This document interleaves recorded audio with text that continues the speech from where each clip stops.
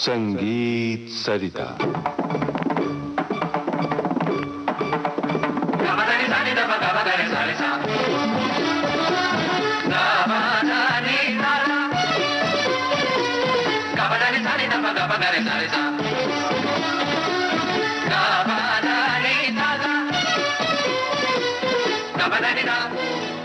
मेरी संगीत यात्रा। संगीत सरिता में लीजिए सुनिए सुप्रसिद्ध वायलिन वादिका विदुषी एन राजम से निम्मी मिश्रा की बातचीत पर आधारित इस श्रृंखला की 5वीं कड़ी।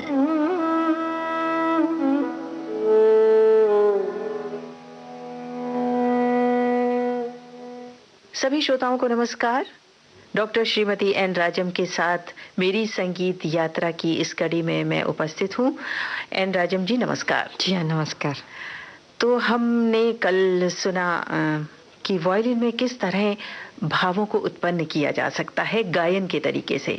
आज मैं आपसे ये जानना चाहती हूँ कि जब आपने उत्तर भारतीय शैली में बजाना शुरू किया तो आप पहले से ही कर्नाटक शैली में इतनी तैयारी से थी, बहुत कुछ सीख गई थी क्योंकि बचपन से ही आप बजाती थी, तो आपको किस तरह से परिवर्तन करने पड़े अपने वादन में? कुछ क्या इसकी टेक्निक में कोई खास फर्क रहा? आपको याद होगा मैंने पहले ही कहा था कि मेरे पिताजी ने वायलिन के क्षेत्र में बहुत काम किया था, अनुसंधान किया, खोज किया और लोगों के सामने नई बातों को, काफ़ी नई बातों को, बॉविंग को भी लेकर, फिंगरिंग को भी लेकर के काफ़ी बातों को लोगों के सामने रखा था।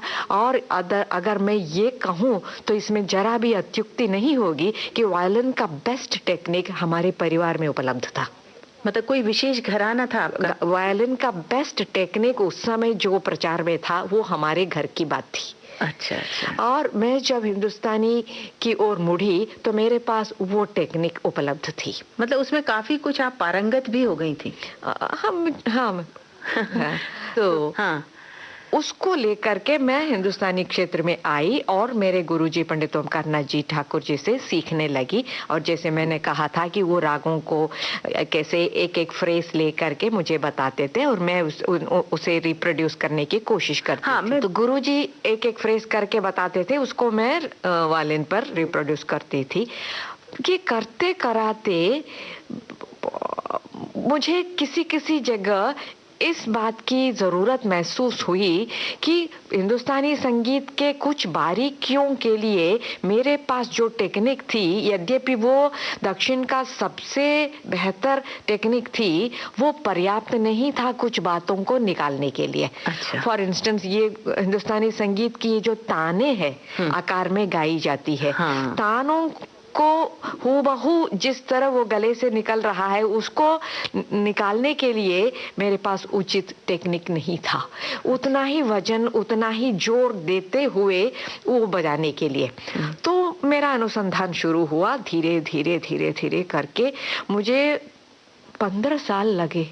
15 साल लगे कि हिंदुस्तानी संगीत को अच्छी तरह, जिस तरह गाया जाता है उतना ही भावपूर्ण, उतना ही रसपूर्ण, उतना ही इमोशनल ढंग से रिप्रोड्यूस करने के लिए जो टेक्निक चाहिए था उसे ढूंढ निकालने के लिए मुझे 15 साल लगे। और अभी आपको सुन के अच्छा लगेगा कि इस समय मेरे पास जो टेक्निक है उसके चलते, यानी उसके माध्यम से हिंदुस्तानी संगीत की जो भी शैली है, जैसे कि ख्याल है, ध्रुपद है, धमार है, ठुमरी है, भाषण है या नाट्य संगीत है, टप्पा है, तराना है, सब कुछ जिस तरह गले से निकलता है उसी तरह संभव है। मैं आपको एग्जाम्पल एक एक का देती हूँ। आप देखिए ध्रुपद का आलाप कैसे बजता है, नोमतोम कैसे बजता है। यद्यपि ध्रुपद मेरा फील्ड नहीं है, फिर भी मेरे पास जो टेक्निक है उसके माध्यम से ध्रुपद या ध्रुपद के आलाप या नोमतोम किस तरह बहुत संतोषजनक ढंग से बजाया जा सकता है, ये आपके सामने मैं रखना चाहूंगी। अच्छा, तो ये सुनते हैं उससे पहले एक बात मैं और पूछना चाहती हूँ कि जैसे कि आपने कहा कि जब आपने बचपन में सीखा तो आपके पिताजी शुरू में ही सीखने के 15-20 दिन बाद ही जो मुश्किल गमक और मीण जो है वो सिखा देते थे, जिसको वायलिन जानने वाले बहुत मुश्किल समझते कि ये कैसे हो सकता है। तो आप क्या समझती हैं कि जो भी चीज सिखाई जाए उसको सिखाने वाला अगर सही यानी गुरु जो है आपको सही मिले तभी आप आगे बढ़ सकते हैं? तो पिताजी ने जो नींव डाली थी वो तो इतनी पक्की थी और जितनी सही थी वो था मेरे पास, तभी जाकर के मैं आगे का काम कर पाई। हाँ, रही बात गुरु की, सही गुरु की बहुत आवश्यकता है और विद्यार्थी भी होनहार होना चाहिए। केवल ये दोनों मिलने से काम नहीं चलता है, साधना के लिए भी तैयार होना चाहिए। मतलब 3 बातें जरूरी हैं। बिल्कुल बिल्कुल, सीखने में 3 बातें कि अच्छा गुरु होना चाहिए और विद्यार्थी मतलब सीखने का इच्छुक होना चाहिए और साधना होनी चाहिए। हाँ, आपको शायद याद होगा कि मैंने कहा था कि मैंने जो 15 वर्षों तक काफी काम करके जो टेक्निक विकसित किया था उसके माध्यम से हिंदुस्तानी कंठ संगीत के जितने भी प्रकार है, जैसे कि ध्रुपद है, धुमार है, ख्याल है, ठुमरी है, टप्पा है, नाट्य, सब इसके माध्यम, इस टेक्निक के माध्यम से हूबहू जिस तरह गले से गाया जाता है वैसे संभव है। मैं थोड़ा सा आपको इसके नमूने दिखाती हूँ। पहले देखिए ध्रुपद का आलाप।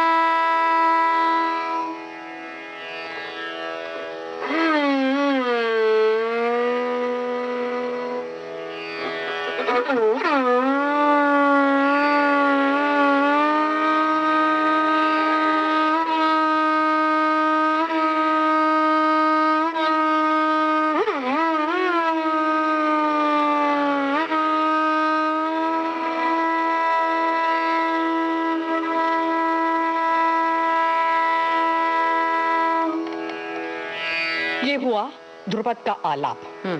आलाप के बाद दूसरा स्टेज है नोमतोम। नोमतोम में भी पहले मध्य लय,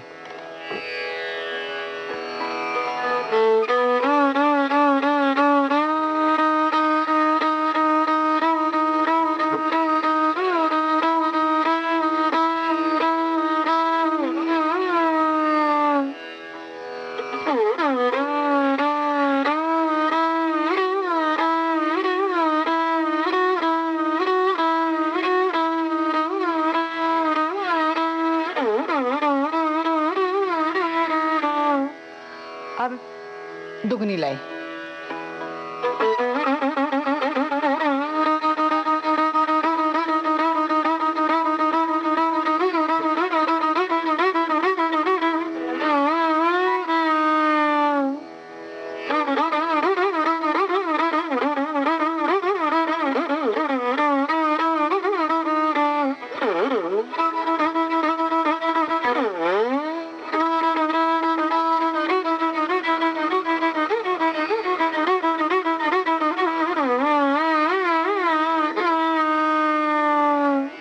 केवल नमूने ही है, बहुत को।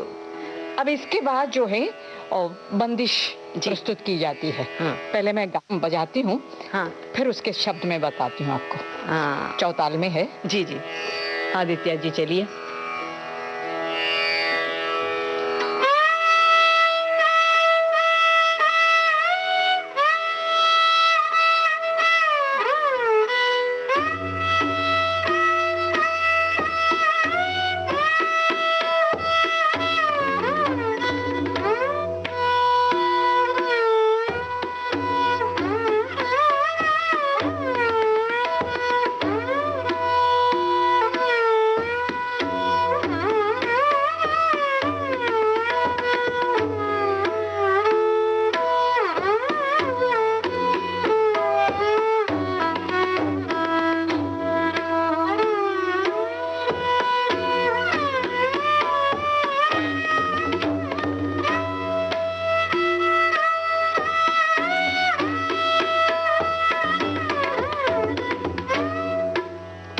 शब्द सुनिएगा।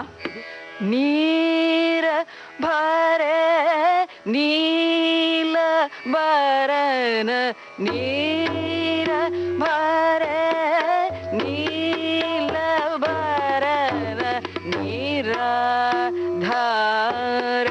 धारा समीर, निराधार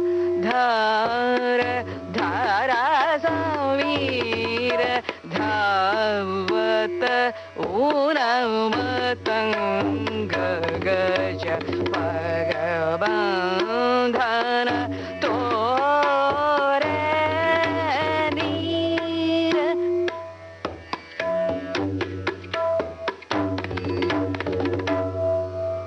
तो आपने देखा कि ध्रुपद किस तरह, ध्रुपद के आलाप, नोमतोम जी, नोमतोम की पहली स्पीड और दूसरी स्पीड वगैरह जिस तरह गले से निकलता है वैसे संभव है। वैसे जो गायन सीखते हैं उनके लिए ध्रुपद गाना सबसे मुश्किल होता है, बहुत आवाज में दम चाहिए, तो उसी तरह क्या बजाने में भी ज्यादा स्किल चाहिए? बिल्कुल, जिस तरह ध्रुपद को प्रस्तुत करना चाहिए वो मन में उसकी छवि बैठ जानी चाहिए। जी हाँ, जब मन में बैठ जाती है तो किस तरह प्रस्तुत किया जाएगा वो अपने आप आ जाता है। हाँ, थोड़ा मुश्किल होता है। मुश्किल नहीं है, करने की बात है। जैसे शब्द मैंने बताया, नीर भरे नील भर बरन, हाँ, देखिए ना शब्द कैसे निकलते हैं, यानी वर्ण कैसे निकलते हैं। हाँ,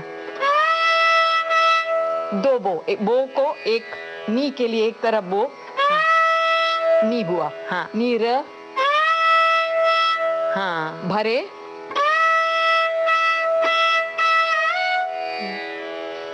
नील बरन। ये बो जो है, जैसे जैसे सिलेबल है, एक एक सिलेबल के लिए एक उसको घुमाना चाहिए। हाँ, और पूरा पूरा घुमाना चाहिए। हाँ, हाँ,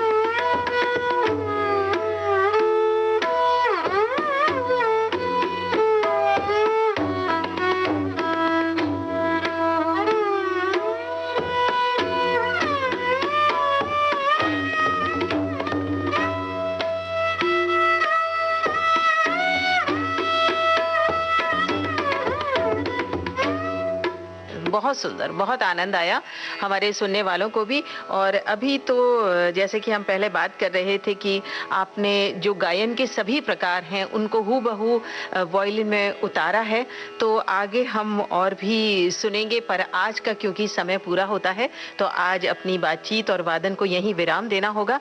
तो श्रोताओं, आज बस इतना ही, अब दीजिए इजाजत, कल चर्चा जारी रहेगी। नमस्कार। मेरी संगीत यात्रा, संगीत सरिता में अभी आप सुप्रसिद्ध वायलिन वादिका विदुषी एन राजम से निम्मी मिश्रा की बातचीत पर आधारित इस श्रृंखला की 5वीं कड़ी सुन रहे थे। तबला संगत की आदित्य कल्याणपुर ने, तकनीकी सहयोग दिया दिलीप कुलकर्णी ने, और विविध भारती की ओर से इसे आपकी सेवा में प्रस्तुत किया कांचन प्रकाश संगीत ने।